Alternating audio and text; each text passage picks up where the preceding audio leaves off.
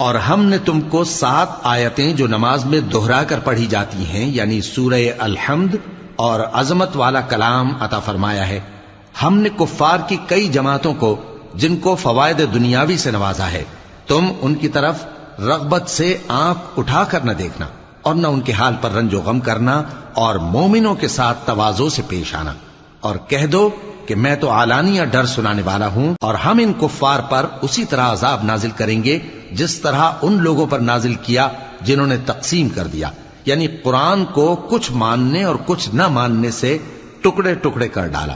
سو تمہارے پروردگار کی قسم ہم ان سے ضرور پرسش کریں گے ان کاموں کی جو وہ کرتے رہے۔ پس جو حکم تم کو اللہ کی طرف سے ملا ہے وہ لوگوں کو بے دھڑک سنا دو، اور مشرکوں کا ذرا خیال نہ کرو۔ ہم تمہیں ان لوگوں کے شر سے بچانے کے لیے کافی ہیں جو تم سے ہنسی کرتے ہیں، جو اللہ کے ساتھ کوئی اور معبود قرار دیتی ہیں۔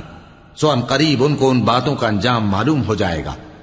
اور ہم جانتے ہیں کہ ان کی باتوں سے تمہارا دل تنگ ہوتا ہے، تو تم اپنے پروردگار کی تسبیح کہتے اور اس کی خوبیاں بیان کرتے رہو، اور سجدہ کرنے والوں میں سے ہو جاؤ،